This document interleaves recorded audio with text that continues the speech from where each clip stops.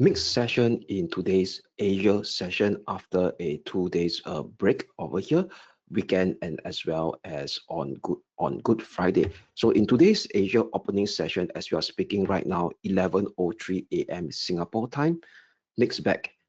Number one, the US stock indices futures managed to rally today, where the S&P 500 and the Nasdaq E-mini futures up by 0.4 to 0.5%. However, gold XAU/USD slid in today's Asia session, where it staged an intraday drop of negative 0.5%. Mixed performance within the two oil benchmark stock indices, where the UK Brent crude oil is up by 0.5%, and the US WTI crude is down by negative 0.46%. However, the US dollar is now trading almost unchanged based on the performance of the US dollar index as it continues to hover near a key medium-term range resistance at the 100.55 level. And what's interesting over here is that over the weekend, we continue to see strikes among the key stakeholders in this ongoing US, Israel, and Iran war that has now entering into its 38th day, showing no signs of de-escalation. Iran hit Gulf states assets where Kuwait oil petroleum HQ was kind of being attacked by Iranian drones, and US President Trump kind of gave a ultimatum to Iran to open up the Strait of Hormuz within the next 24 hours, giving a deadline on this Tuesday, which is on the 7th of April, 8 p.m. Eastern time. So that is will be Wednesday, the 8th of April, 8 a.m. Singapore time. Very good morning to all and welcome back to another volatile session. Today will be Monday, the 6th of April, 2025. I'm Kelvin here. So before we kickstart the gist of the daily dose, let's have a quick look at the disclaimer first. Leverage trading carries a high degree of risk and may not be suitable for everyone. Losses can exceed deposits. This presentation is for general information purposes and is not investment advice. Past information is not representative of future results. All right, so here we go. So let's have a quick recap on what's happened, what has taken shape over the weekend, and as well as in today's early Asia session. All right, so hopefully the screen is good. Okay, so here we go. So let us start with news flow pertaining to this ongoing US, Israel, Iran war that is now entering into its 38th day over here. So over the weekend, we start to see continued strikes between both stakeholders in this ongoing conflict. Kuwait, which is considered one of the important Gulf states, got its oil facility damaged by Iranian drone strikes. So that kind of potentially increases the global oil supply crunch over here. And also over the weekend, there's this plane that's being shot down over in Iranian soil, but the US managed to stage a dramatic rescue. And on top of that, US, the most important was this US President Trump kind of issued another ultimatum to hit Iranian's power plant after the rescue of the drone US airmen. So what he did over here is that US President Trump issued, okay, let me highlight it in bigger screen, right, so that you guys could see, right? President Donald Trump issued an increasing aggressive threats to destroy Iran's power plant, stating, starting Tuesday and bring hell to the country following the rescue of a US airman more than a day after his fighter jet was shot down. All right, so over here, Iran continues to reject Trump's latest ultimatum to reopen the Strait of Hormuz. So what he did over here is that he also stated that he plans to have a news conference at 1 p.m. on Monday. So that's 1 p.m. Monday US time. So that will be 1 a.m. Tuesday Singapore time, which is on the 7th of April. And he posted a deadline on his social media post over the weekend, which is yesterday. The deadline for Iran to open up the Strait of Hormuz is to be scheduled at Tuesday 8 p.m. deadline. So 8 p.m. deadline, that will be in US time. So that in Singapore time, if you convert it, that will be Wednesday, 8 a.m., the 8th of April. So previously, this 10-day deadline threat to reopen Hormuz was issued on the March the 26th. So at that point in time, Trump gave a deadline on Monday evening, which is this Monday evening, US time, 8 p.m. So the strange thing about Trump that he keeps on issuing this ultimatum, but this deadline doesn't seem to be a solid deadline. So he keep dragging the deadline down the calendar, hoping for the Iran side to listen to his request. And meanwhile, he continues to attack Iran's key infrastructure and threaten to bomb Iranians' oil and gas supply hubs over here, threatening to cripple Iranians' economy. But so far, the Iran side doesn't seem to want to back down over here. And I believe that due to Trump's, we call it a threat, is more likely due to his ego over here, that is trying to actually create a lot of short-term volatile movement in the markets. All right. So based on so far these remarks by Trump, how has the market reacted? And bear in mind that over here is that in today's session, it will be a much more quieter session because various key financial centers are closed for the Easter Monday holiday. So over in Europe is closed for today, London as well. US remains open once the US kind of a cash market open at 9 p.m. Singapore time. And over in Asia, there are two major financial center is closed for today for their respective Qingming festival.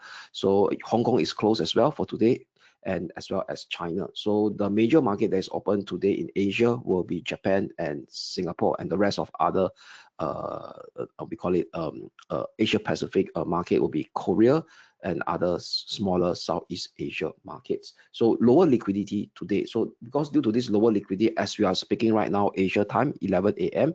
and stretching into the London session, where London will be closed, European markets will be closed as well. We see a lot of mixed bag performance among the key major cross asset classes. So let me share with you the E-mini futures of both the S&P 500 and the Nasdaq 100 that is trading right now during in Goblex at at the Asia timing of 11 a.m. Singapore time now as we are speaking. The S&P E-mini futures is up by 0.19%, trading near the session high, and the Nasdaq 100 E-mini futures is up by 0.4% over here, trading near the session high. But however, if you go down to other related cross asset classes, like the West Texas crude oil over here and the UK Brent crude oil, they are showing mixed performance. So if you go down all the way down to the, let's start with the US oil. So US oil is trading down by negative 0.43%. However, if you look at the UK Brent crude oil, they are up by 0.71%, and gold is down by negative 0.9%, almost hitting negative 1%, trading at 4,633, which is right below our short-term pivotal resistance that we highlighted on last Thursday. Later, I'll share with you the intraday technical outlook chart. And if you look at the US dollar index, it's trading almost unchanged at negative 0.03%. Levels is at 100.15, just below the 100.55 key medium-term range resistance. So what we could see over here is that due to a lower liquidity session today, with the closure of Japan, with the closure of Hong Kong's market, and thereafter the upcoming closure of the London session and the European session before the US market open at 9 p.m. Singapore time, we start to see this kind of intraday yo-yo session in the Asia session as we are speaking right now. But however, the macro factor still doesn't change because of that stagflation risk. So let me explain to you what's this macro factor. So if you look at the current situation over here, I'm looking, give me a minute, so let me pull up the chart for you guys to see. All right, so at this point in time, stagflation risk still remains pretty much intact by looking at the 10-year and 5-year US break-even inflation rate. So basically, this break-even inflation rate move in sync with the West Texas crude oil. Then thereafter, we will start to see an increase in the longer-term US Treasury yield, which is the US 10-year Treasury yield. So that is a kind of a global benchmark used to price corporate loans, housing loans in some form, and as well as consumer loans as well. So if you look at the US 10-year Treasury break-even, which is in lighter blue, and the 5-year US Treasury break-even rates. So these rates, think it as market transacted rate from the TIPS, Treasury Inflation Protection Securities or bonds.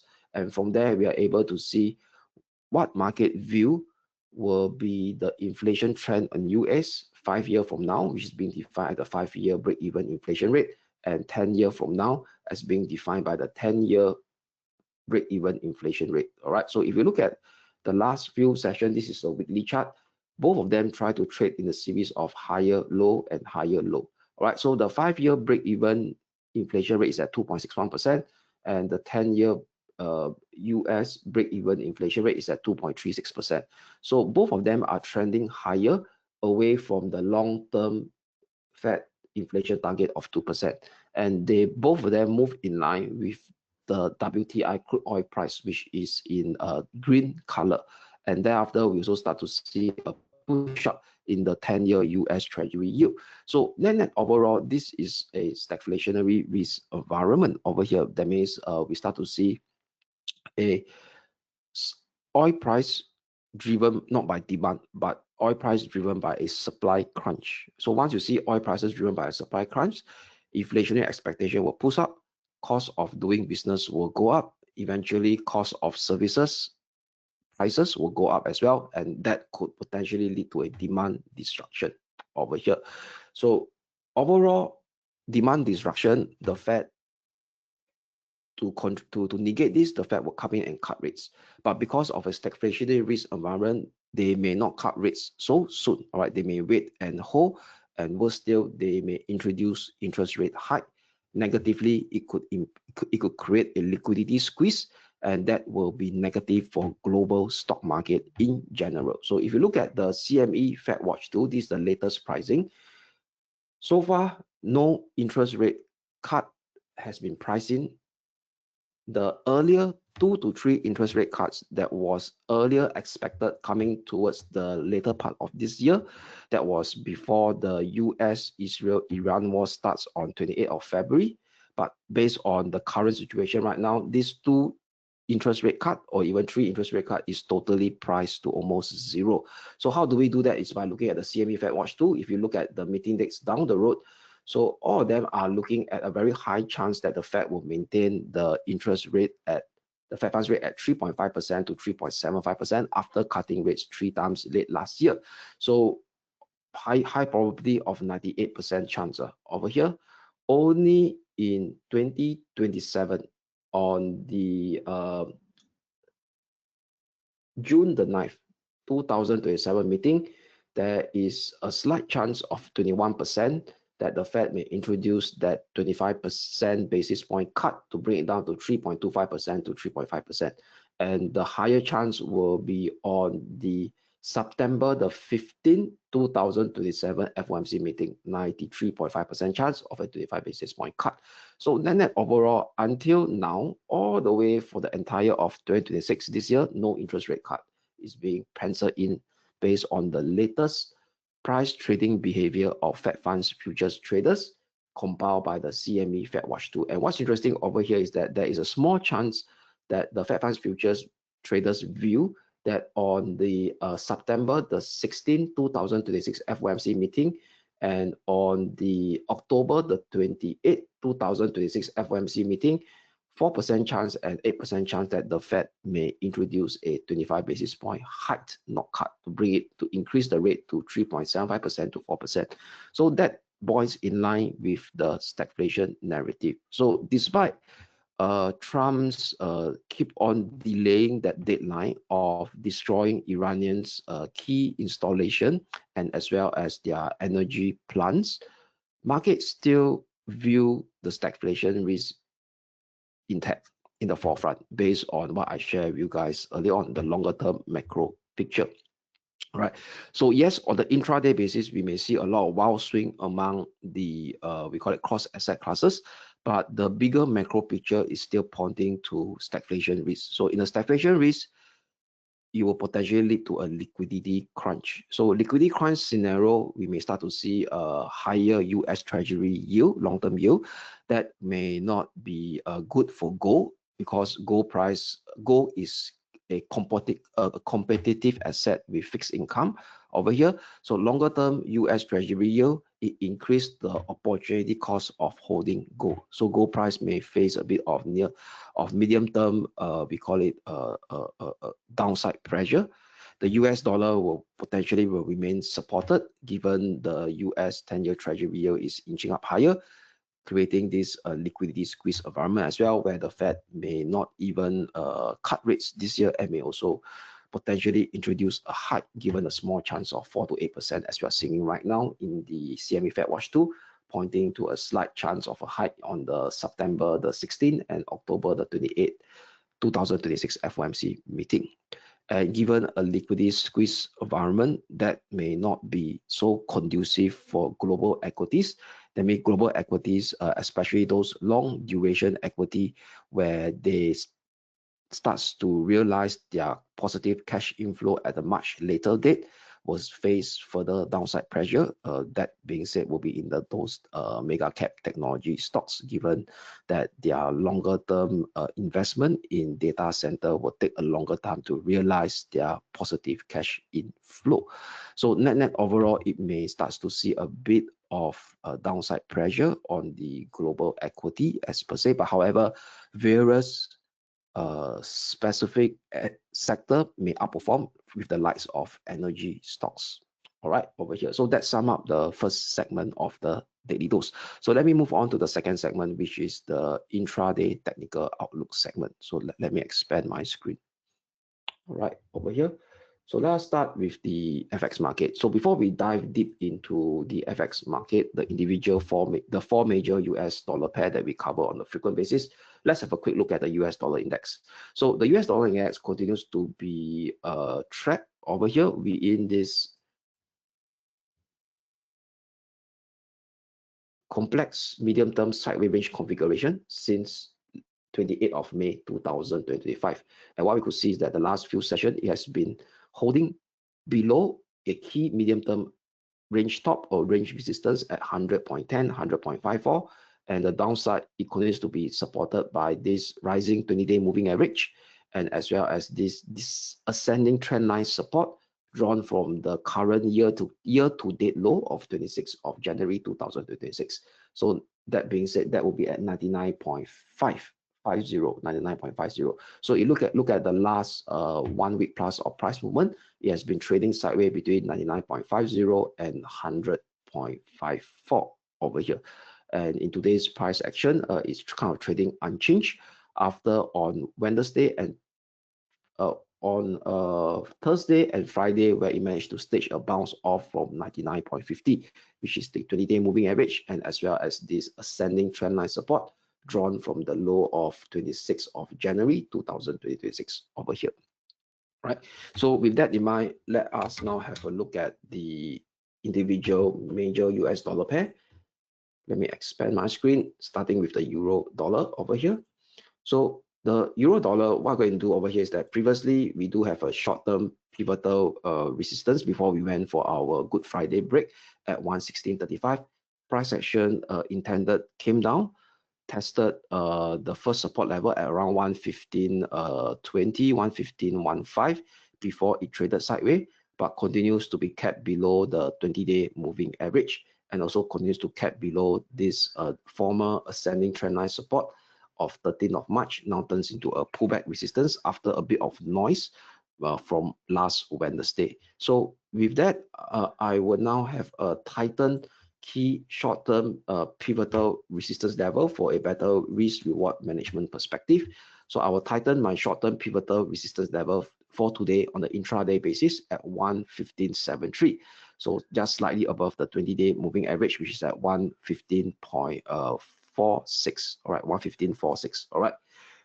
So let me put it over here. So this is the 20-day moving average. Okay, around 115.45. All right. So slightly above it, 115.73 short-term pivotal resistance on the euro dollar, maintaining our intraday bearish bias for today, breaking today Asia session low, which is the current intraday low at 115.05, may expose further weakness to test last Monday and Tuesday swing low, which is the 30th of March and 31st of March at 114.55. Only a bullish breakout above 115.63 and hourly close above it will invalidate today's intraday bearish bias view to see a squeeze up to test 116.35 again, which is pretty much important in terms of for the bears and the bulls. Why? Because this is the level where previous bulls got stalled since 23rd of March, and the previous bulls got stalled again on the 2nd of 1st of April over here, and as well this 116.35 now confluence with the medium-term descending trend line drawn from the high of 10th of February 2026. Right, so that's for the euro dollar. Next up will be the sterling pound. So the sterling pound also came down over here and hit our first support level that we kind of highlighted earlier on at 132.20 over here. Let me remove this.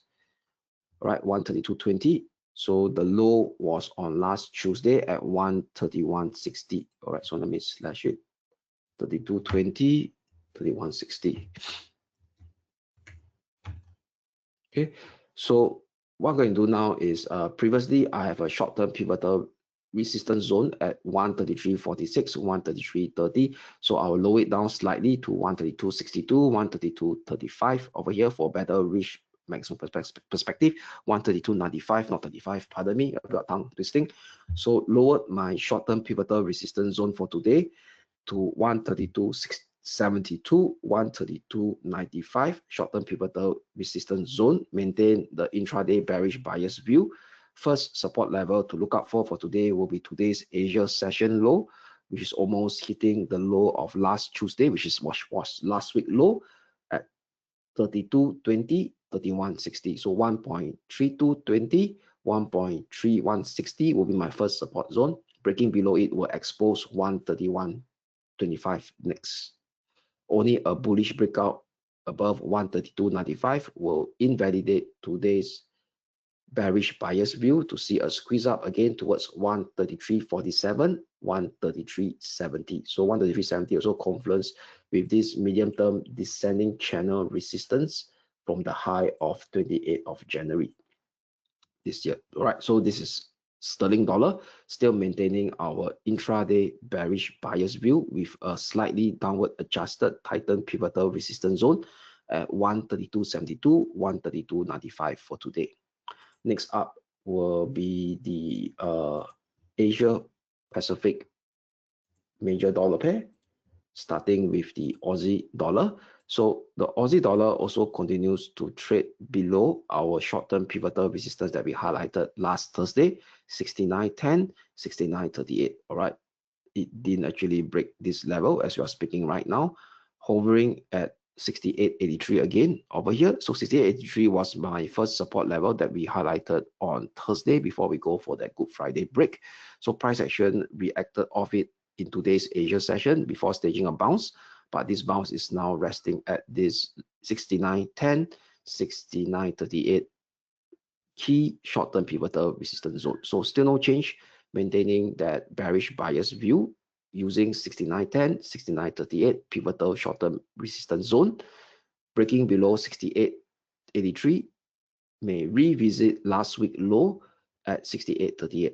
Breaking below 68.38 may expose another bearish impulsive down move sequence to visit 67.80, 67.60, which is the former swing high of 7th of Jan, and as well as the 0.618 Fibo extension taken from this ongoing down move sequence since the high of 11 of March, and also the lower limit of this minor descending channel that the price action has been involving since 11 of March, drawn in pink or dark pink. Only a bullish breakout above 69.38 that would invalidate the bearish buyer's view to see a squeeze up towards 69.80, maximum 70.15, which confluence with the 20-day and the 50-day moving average, which is at 69.80, 70.15. So that's for the Aussie dollar, maintaining a bearish buyer's view. Next up will be the dollar yen. Okay, so for the dollar yen continues to push up last week, almost hitting our first resistance level at 159.95. And what we could see here over here is that there is a bearish divergence that has been formed, lower high over here, lower high, and the RSI breaking below a key ascending trend line support level.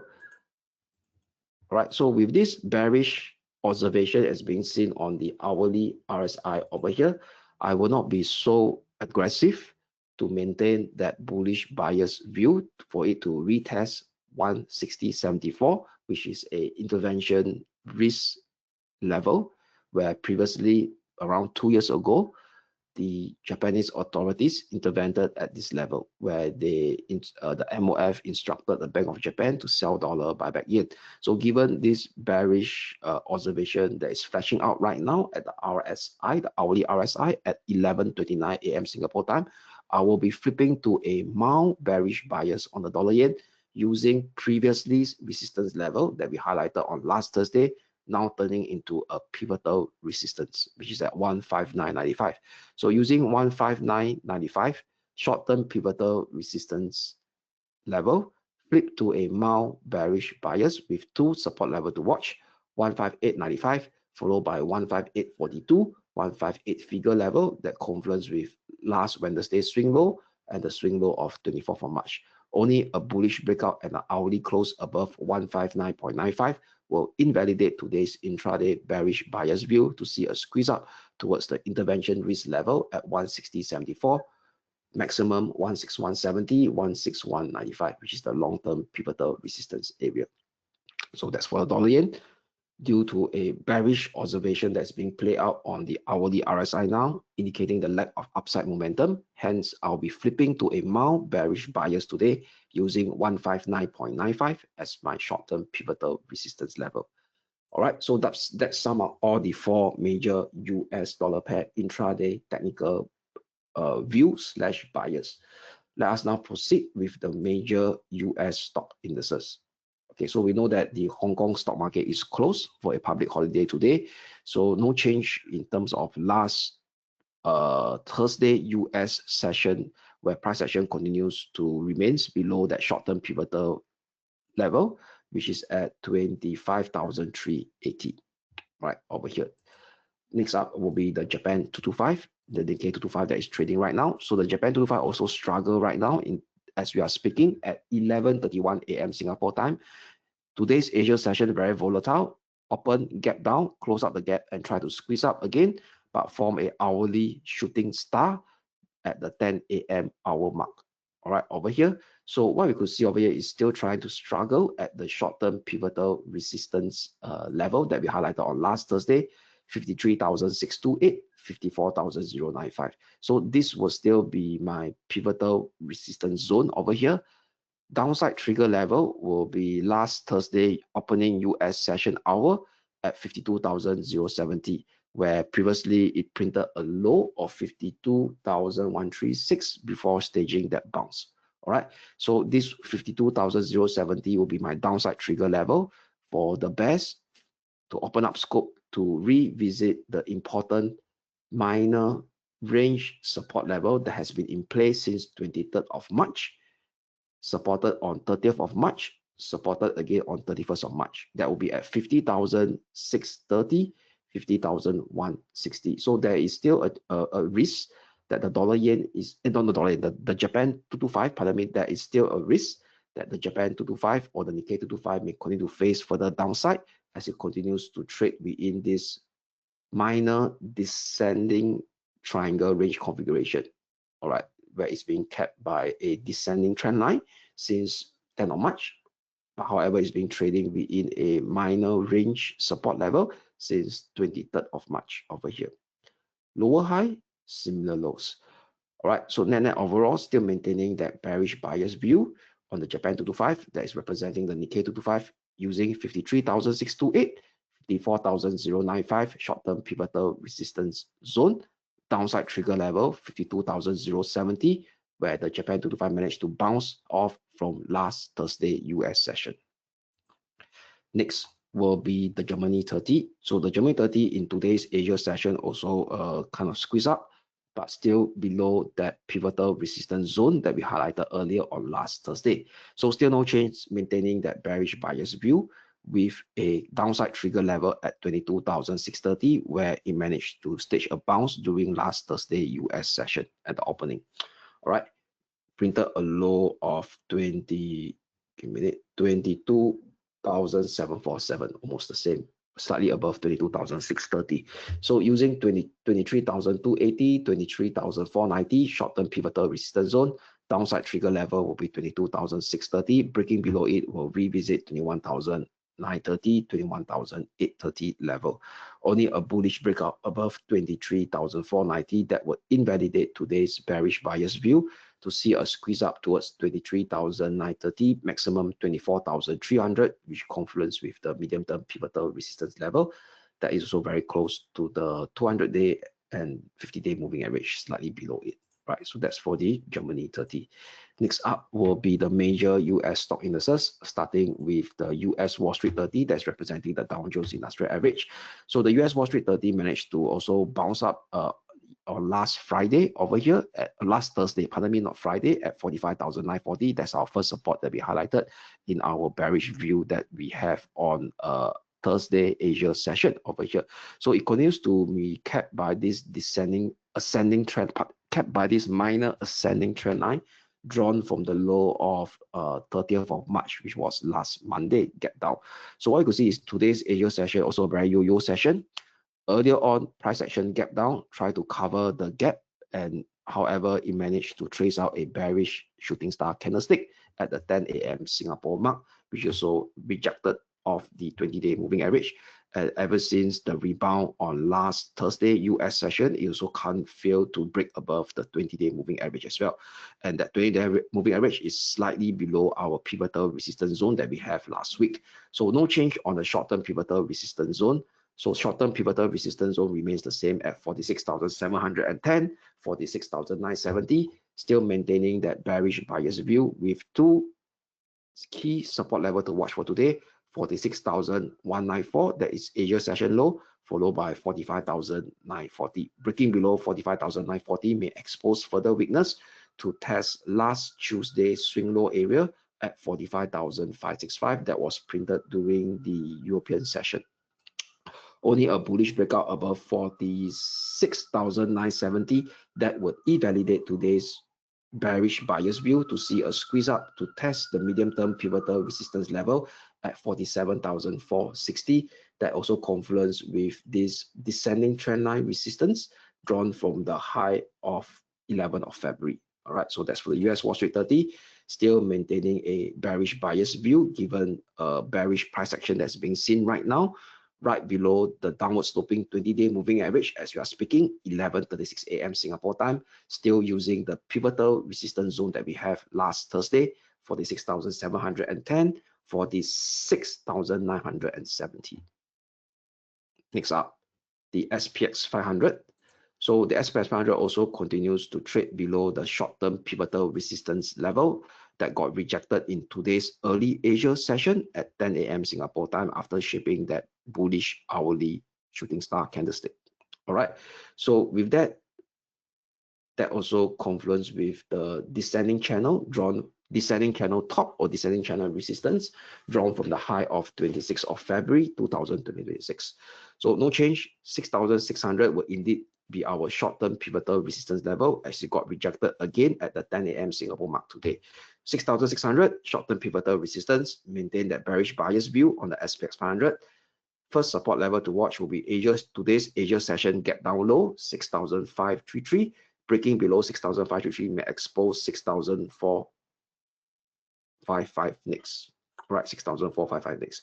Only a bullish breakout above 6,600 may invalidate today's bearish buyer's view to see a squeeze up towards 6,648, which is very close to a 200-day moving average. Above it may potentially revisit the medium-term pivotal resistance level at 6,730. Next up will be the Nasdaq 100. So the Nasdaq 100 also get rejected exactly at 24,177. That is our upper limit of our short-term pivotal resistance zone that we highlighted on Thursday over here, right? So no change in terms of the bearish buyer's view. 24,177 short-term pivotal resistance level. Maintain that bearish buyer's view on the Nasdaq 100 today. First support level to watch 23,830.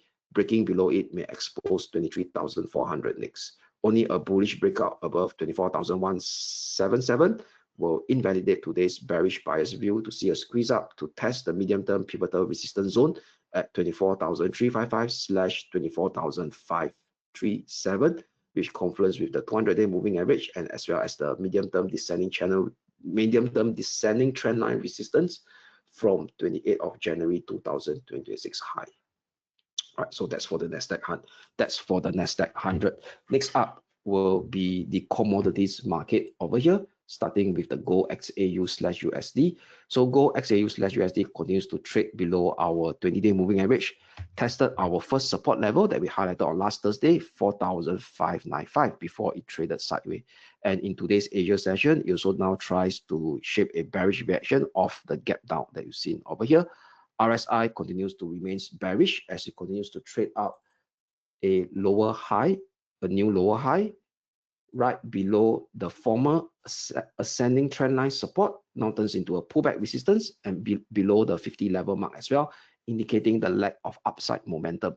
So no change, still using the 20-day moving average, which is our medium-term pivotal resistance zone that we highlighted on last week, 47.36, 47.75. So 47.36, 47.75, medium-term pivotal resistance zone. Maintain that bearish buyer's view. Two key support level to watch will be the first support at 45.95, where it survived in last Friday and today's Asia session. Breaking below it will potentially see a breakdown towards 45.24 and 45.86. So breaking below 45.95 will also potentially break down below the bearish flag formation that has been in place since 23rd of March 2026 low, and below 44.86 may expose 43.19 next in the first step. Only a bullish breakout above 47.75 that would invalidate today's bearish buyer's view to see the continuation of this corrective rebound sequence expanding further towards the upside, towards 48.60, which is the upper limit of this ongoing bearish flag formation. Above it may seek out 49.80, 5,039, that confluence with the 50-day moving average over here. All right, so this will be the 20-day. All right, so overall, still maintaining that bearish buyer's view for Gold XAU/USD with 47.36, 47.75 key medium-term pivotal resistance level that got rejected since last Thursday. Next will be the all-important West Texas crude oil. So the West Texas crude oil on the hourly time frame hit our first almost resistance level at 116.56, 119.54, almost hitting it.